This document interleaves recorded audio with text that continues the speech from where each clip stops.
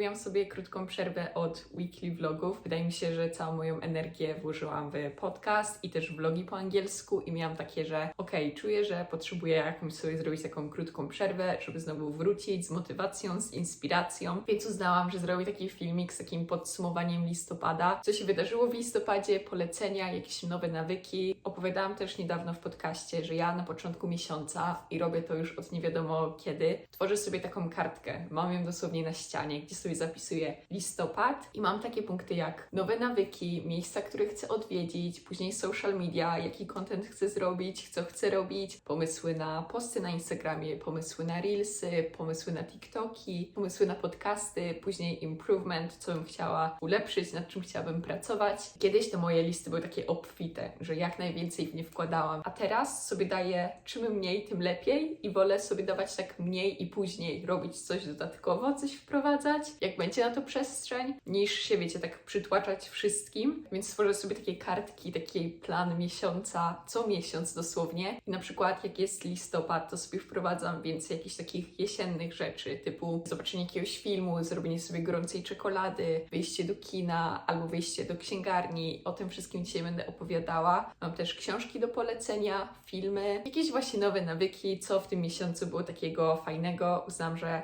fajnie zrobić takie podsumowanie, zwłaszcza, że właśnie w tym miesiącu za bardzo nie nagrywałam, nie pokazywałam. Ten miesiąc był taki, gdybym miała podsumować, była trochę góra-dół, dużo jakichś emocjonalnych rzeczy i w terapii, i też jakieś poczucie samotności i robi się, wiecie, już ciemno o 17 i to tak wszystko się przykłada, ale tak teraz, tak patrząc, to myślę, że ten miesiąc był całkiem produktywny, udało mi się bardzo dużo rzeczy zrobić, które sobie tam poplanowałam, dużo pisałam w dzienniku, więc przechodząc, zacznę od książek. Ostatnio moją ulubioną autorką jest Ottessa Moshfegh. Przeczytałam już jej 2 książki, teraz czytam 3.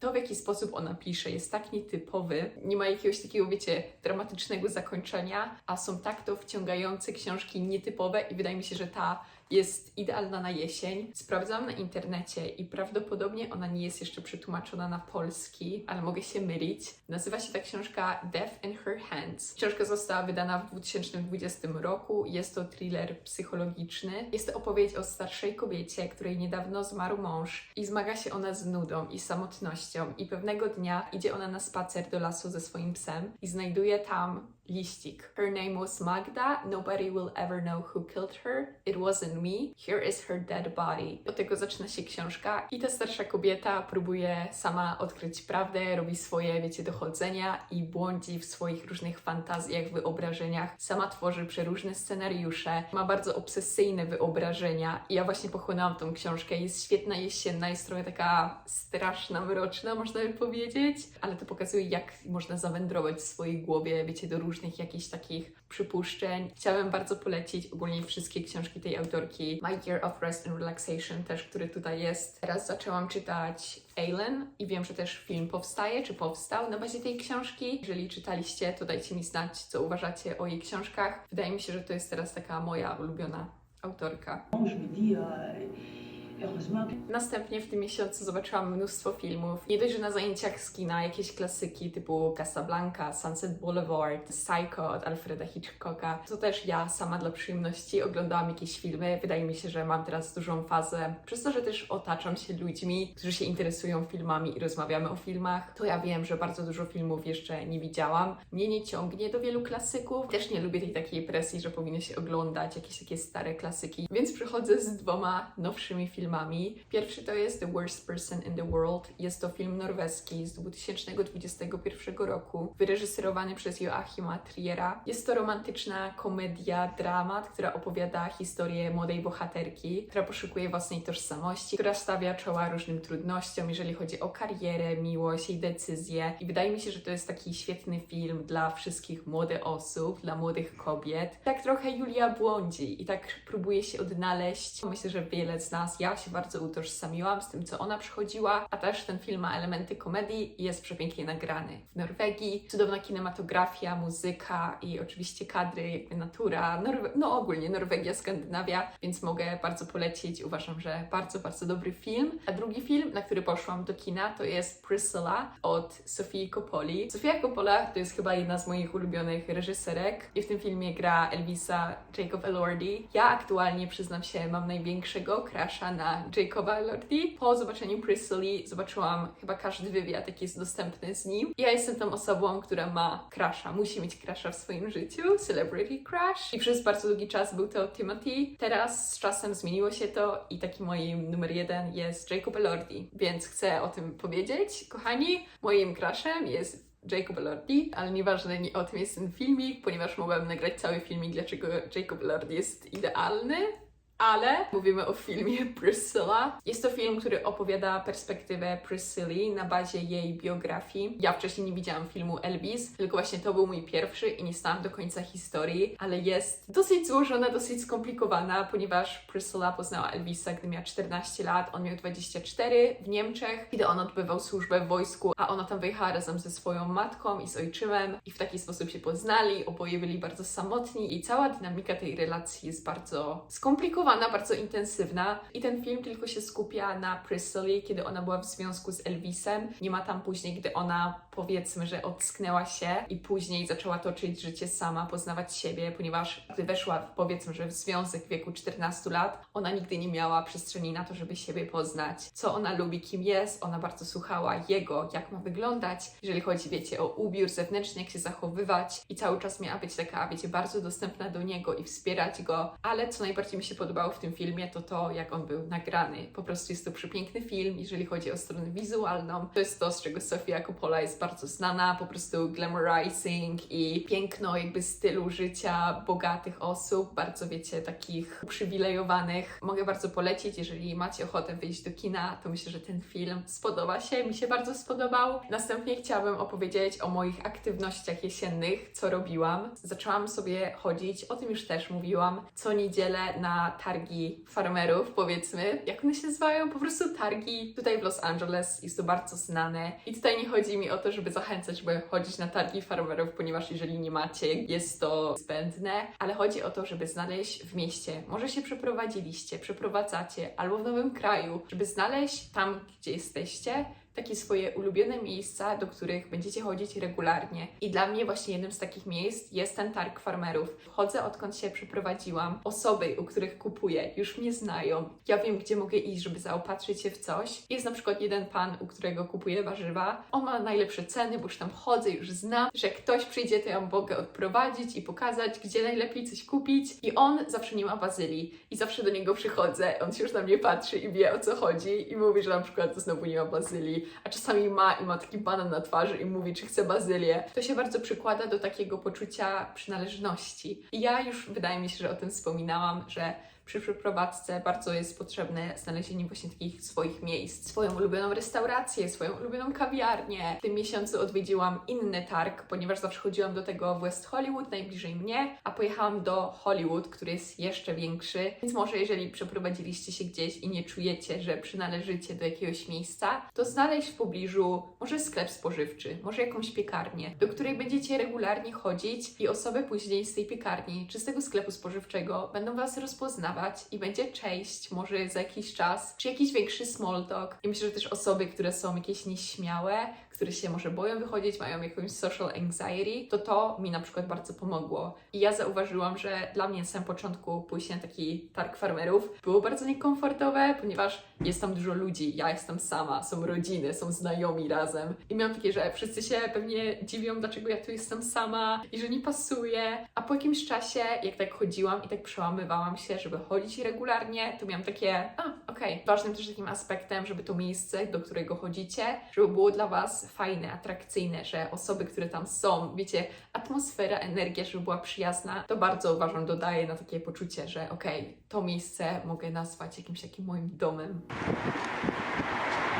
Kolejnym moim zadaniem to było, żeby znaleźć aktywność tutaj w Los Angeles, która nie będzie wymagać wydawania pieniędzy, ponieważ często mam ochotę coś zrobić, a nie chcę iść do restauracji, nie chcę iść do baru z winem i wiecie, płacić. I tak szukając wpadłam na pomysł, żeby wychodzić sobie do księgarni, ponieważ do księgarni każdy może iść. Księgarnia wydaje mi się taka spokojna, że nikt tam nie będzie się tą interesować za bardzo. I też było to dla mnie atrakcyjne, jeżeli chodzi o jesień i tak romantyzowanie sobie. Zaczęłam chodzić właśnie do jednej, obsługa tam była świetna, pochodziłam sobie, poczytałam jakieś książki, wiecie, psychologiczne, później jakieś przewodniki po różnych miastach, książki kulinarne z przepisami, porobiłam sobie zdjęcia, jakieś dodatkowe inspiracje. A practical guide to cooking with the... Oh, it's also... No, but it's so sweet. Oh, it's like orange one.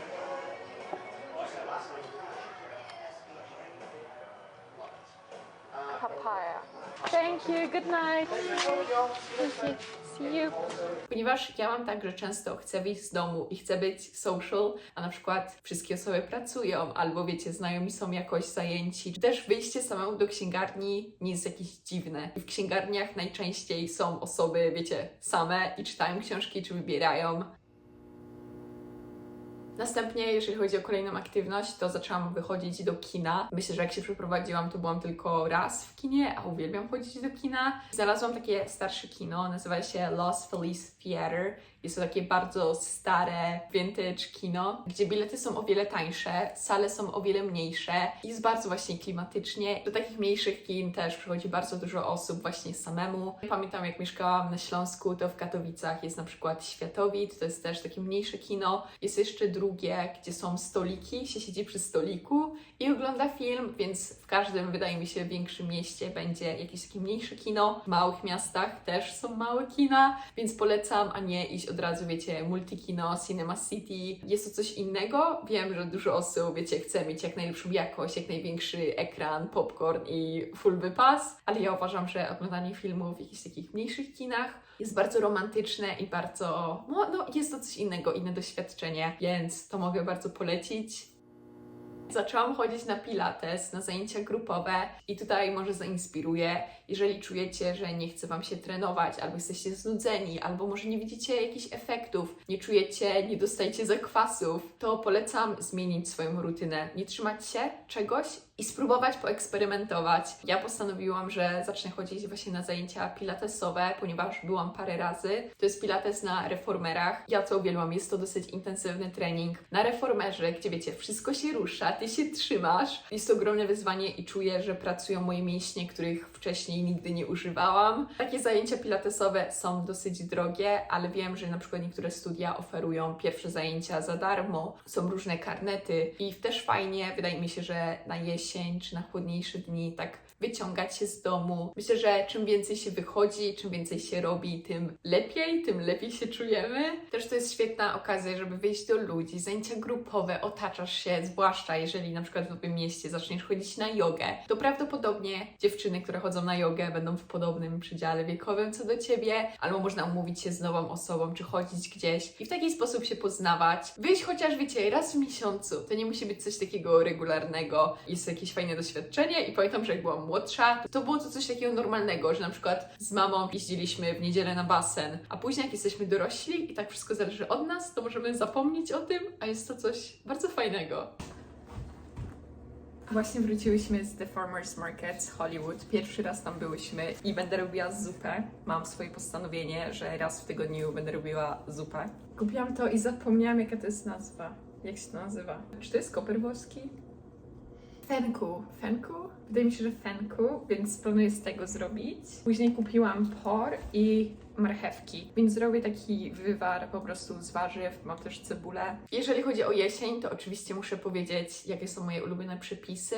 W tym miesiącu ugotowałam 2 zupy. Na początku był taki plan, żeby robić zupę raz w tygodniu. Niestety skończyło się właśnie tylko na 2 zupach. Zrobiłam zupę, wydaje mi się, że pokazywałam we vlogu, z butternut squash, pomidorami, taki krem i był przepyszny. Później też zrobiłam swój rosół, tylko wywar warzywny i jadłam go z bagietką i zupy na jesień. Muszę wrócić do tego, bo ja uwielbiam zupy. Później też przez to, że zaczęłam chodzić tak regularnie na targi farmerów, to robię jakieś mniejsze zakupy spożywcze, jeżeli chodzi o warzywa czy owoce i kupuję je na takich targach. I ostatnio kupiłam takie kolorowe marchewki przepiękne, bo były tylko chyba za $2. Zrobiłam je takie roasted na patelni, można też w piekarniku i jest przepis na moim Instagramie z octem balsamicznym, miodem, chili na humusie, wiecie, z jogurtem, przepyszne. Ostatnio też zrobiłam przepyszny makaron z pesto pietruszkowym i z boczniakami. Kochani, jedzmy więcej grzybów jadalnych. Grzyby są tak jesienne i gdybym była w Polsce, to bym poszła na grzybobranie, chociaż wiem, że już się skończyło dawno, ale o mój Boże, tak tęsknię za takimi leśnymi grzybami. Kolejna rzecz, jeżeli chodzi o nawyki, to jest udoskonalenie czy pracowanie trochę nad moją sleeping routine i mogę podzielić się, jakie rzeczy mi pomogły na to, żeby wysypiać się i mieć lepszy sen. Pierwsza rzecz to jest zmiana budzika w telefonie. Mój budzik wcześniej, jak ja się budziłam i tylko słyszałam alarm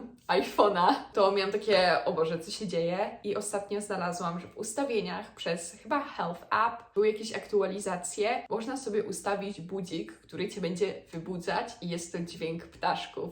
Zmienia się to w ustawieniach bardzo łatwo. I ja na samym początku myślałam, że to mnie nie wybudzi. Ja jestem osobą, która właśnie musiała mieć najgłośniejszy budzik, bo ja dosłownie, nawet jak telefon jest obok mojej głowy, to nie słyszę. Więc jak zobaczyłam, że można sobie ustawić właśnie ten, wiecie, ćwierkotanie ptaszków, to miałam takie, okej, zobaczymy, czy się wybudzę. I wybudzam się za każdym razem. Albo wstaję sobie przed budzikiem, co jest świetne. Ja sobie tam w ustawieniach, jeżeli chodzi o sen, dałam, że chodzę codziennie spać 10:30 i wstaję o 7:00. Przez to dostaję powiadomienia o 9:00, tak mi się wydaje, czy o 10:00, że za chwilę jest pora na sen. Nie dostaję się już żadnych powiadomień, ekran się ściemnia. Ja ten budzik mam ustawiony na 7 dni w tygodniu, że nie muszę ustawiać codziennie w nocy. Mam taki stały grafik, że codziennie o tej samej godzinie idę spać i wstaję. I czasami oczywiście życie. Jak wychodzę na imprezę i przychodzę później, to przestawiam ten budzik, żeby wyspać się, żeby, wiecie, spać dłużej. Ale przez większość dni, jak chodzę do szkoły czy pracuję, to mam taki ustawiony właśnie ten grafik i zauważyłam, że lepiej śpię, że jestem wypoczęta, że wstaję właśnie bardziej wypoczęta i to jest bardzo kwestia indywidualna i trzeba samemu sprawdzić na sobie, w jakich godzinach najlepiej Wam się śpi i też ile godzin potrzebujecie, żeby spać, bo u mnie to jest 8,5 godziny, ale niektórzy potrzebują 9 godzin, niektórzy 7, więc w zależności ile potrzebujecie. Kolejna rzecz, która bardzo mi pomogła, żeby po przebudzeniu nie iść od razu na telefon, żeby telefon był dalej niż książka i telefon u mnie, jak dzwoni mi budzik, to wyłączam go i zostawiam. Nigdy nie siedzę na telefonie w łóżku. Tutaj jest dla mnie taka jakby granica. Ja nie pozwalam sobie, żeby w łóżku scrollować czy coś robić, że jak już chcę używać tego telefonu, to muszę wstać z łóżka. I rano ja na przykład mam tak, że no jakby jest trochę nuda, że nie muszę nigdzie, wiecie, jeszcze wychodzić, nie chce mi się wstawać, nie jestem głodna, nie chcę robić niczego, więc taka książka przychodzi mi z pomocą, ponieważ bardzo łatwo jest sobie powiedzieć, że okej, nie będę wchodzić na telefon rano, ale co wtedy masz ze sobą zrobić? Więc jeżeli ma się jakieś zadanie, czy coś się chce robić po przebudzeniu, to jest od razu łatwiejsze. I dla mnie jest to książka. Dla Ciebie może to być pisanie, może być to zrobienie herbaty. I poszukajcie coś, co Was naprawdę wciągnie. Może to być też na przykład podcast albo audiobook. A z kolei, jeżeli chodzi o zasypianie, to ostatnio, gdy miałam tak więcej myśli na głowie i to od razu miało wpływ na mój sen, że nie umiałam zasypiać od razu, to zaczęłam sobie puszczać medytację na dobranoc, medytację na głęboki sen i zostawię w opisie linki do moich ulubionych. To są głównie od Gosi Mostowskiej, medytacje po polsku, gdzie to jest na przykład 25 minut, 15 minut, taki skan całego ciała, rozluźnienia. Ja dosłownie zasypiam po 5 minutach, więc jeżeli macie problemy na przykład z zasypianiem po cichu, ja się z tym zmagam czasami jest ok, czasami nie. Następnie też zauważyłam, że coś, co wpływa na mój sen, to jest jedzenie i staram się nie jeść tak 2 godziny przed pójściem spać, ponieważ czasami na przykład jadłam jakąś, wiecie, gorzką czekoladę jeszcze i później miałam problemy z zasypianiem. Też jeżeli chodzi o picie kawy, to kończę pić kawę o 13 i później już nie piję żadnej zielonej herbaty, matcha. I na sam koniec w tym miesiącu też z moich takich postanowień to była praca nad attention span i nad moim uzależnieniem od social media, z którym się zmagam odkąd miałam 14 lat. Dosłownie, pamiętam jak mama mi zabierała telefon telefon i płakałam i dla mnie to był koniec świata. I wydaje mi się, że moje pokolenie, my się już wychowywaliśmy z telefonem i z dostępem do tego wszystkiego. I czasami mam dobrą relację z telefonem, że nie siedzę za dużo. Czasami mam tak, że bardzo konsumuję i oglądam TikToki i jakieś, wiecie, takie zbędne rzeczy, tak konsumuje mnie to. W tym miesiącu miałam takie, że będę bardziej uważna, co oglądam. I pierwsze co, to na początku miesiąca zrobiłam sobie taki porządek. Weszłam na TikToka i odobserwowałam wszystkie osoby, których nie chcę obserwować, albo osoby, które produkują taki content, który po prostu Cię konsumuje, nie wnosi nic do życia i wiadomo, że każdy może oglądać, ma prawo do oglądania tego, co lubi, co chce i ja jakby chciałabym, żeby social media dodawało mi do życia i inspirowało mnie, niż po prostu, żebym bezmyślnie oglądała, jak ktoś, nie wiem, cokolwiek. Dlatego właśnie zrobiłam porządek i odobserwowałam wszystkie osoby i na TikToku, i na Instagramie i zaczęłam też pracować nad zmianą algorytmu. Jeżeli chodzi o Instagram, to jest wiadomo, odobserwowanie osób, które Cię nie interesują i później jeżeli chodzi o stronę Explore, czyli strona, gdzie Ci się pokazują różne osoby, których nie obserwujesz, to przestałam wchodzić na jakieś rzeczy, których nie chcę widzieć. I zaczęłam na przykład obserwować więcej profili. Jeżeli chodzi o inspirację, to chciałabym jakieś takie jedzeniowe. Później jeżeli chodzi o filmy, o architekturę, jakiś design wnętrz. Przez to, że zaczęłam bardziej się angażować w tego typu rzeczy, to teraz mój Explore page jest jakby więcej tych rzeczy, bo algorytm podłapał, że ja to lubię. Więc jeżeli pracujecie w jakiejś dziedzinie albo lubicie coś, to zacznijcie, jak widzicie, wiecie, tą Explore page, na to wchodzić, a nie jakieś memy, czy każdy może oglądać co chce, ale wiecie, jakiś taki bezmyślny, konsumujący trochę content. Na TikToku właśnie staramy się mniej scrollować, tylko wchodzić i dodawać. I też warto sobie przypomnieć, że taki prawdziwy odpoczynek to nie jest scrollowanie na telefonie. Pomyślcie, jak musi pracować Wasz mózg, gdy mamy dostęp do tylu informacji w tak krótkim czasie, typu 30 sekund, ktoś opowiada jakąś historię i następnie zupełnie inne środowisko. Kiedyś zobaczyłam filmik na YouTubie o dopaminie i gdy jesteśmy na telefonie, to jest dosłownie jakbyśmy przychodzili z pomieszczenia, do innego świata w przeciągu paru tam minut. I nasz mózg po prostu bardzo się męczy, żeby przyjąć te wszystkie informacje, zrozumieć. Dlatego ja teraz stawiam taki odpoczynek, gdzie czytam książkę albo wychodzę do księgarni, robię coś z kimś, żeby jak najmniej jednak siedzieć i konsumować. I też skupiam się na przykład na podcastach, na audiobookach, na różnych takich formach, które są dłuższe, a nie, wiecie, 30 sekund. I mogę polecić, jeżeli chodzi o audiobooki, to zaczęłam słuchać The Creative Act, Rick Rubin. Jest dostępny cały audiobook, wydaje mi się, że 5-godzinny na YouTubie. Jeżeli chodzi o podcasty, to ja słuchałam Huberman Lab, Lex Fridman, ostatnio Elon Musk dawał różne wywiady, lubię sobie słuchać jakieś wywiady właśnie z osobami, które mnie interesują. Jeżeli czuję się jakoś gorzej, to słucham sobie Call Her Daddy, jakiś, wiecie, śmieszny odcinek. Następnie bardzo lubię oglądać osoby, które analizują jakieś rzeczy, na przykład jakiś film albo jakieś wydarzenie w popkulturze. Dwa takie kanały to jest Nikki and Coco i później Nicola Raffi. Zostawię wszystkie linki do tego na dole w opisie. To są dwa takie kanały, które robią deep dive, jakieś analizy rzeczy.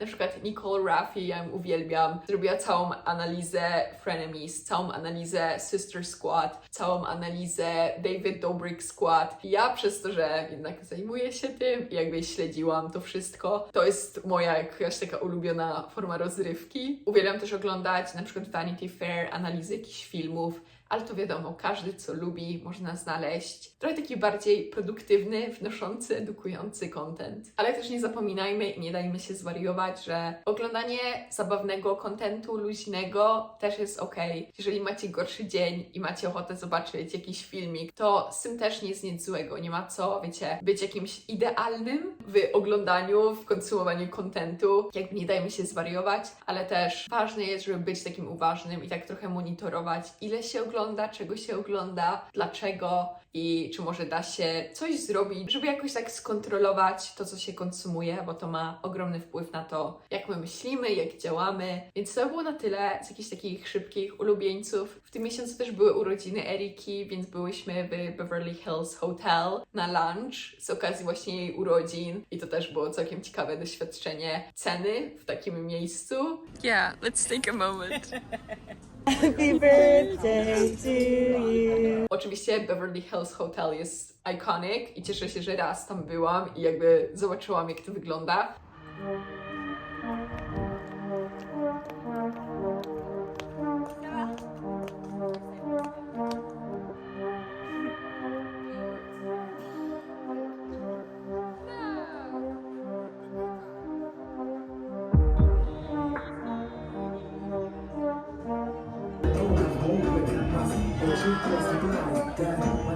że czułam dużo jakichś takich rzeczy wewnętrznie i przechodziłam też przez wiele rzeczy w terapii nowych. To nie było źle, nie było źle. To by było na tyle. Dziękuję bardzo za oglądanie. Mam nadzieję, że może Was zainspirowałam, coś wyciągnęliście. Może Was zainspirowałam do stworzenia takiej kartki, takiego planu na następny miesiąc. Co chcecie zrobić, jakie miejsca. Fajnie jest dać sobie takie intencje na nowy miesiąc. Taki nowy start trochę. Dziękuję bardzo.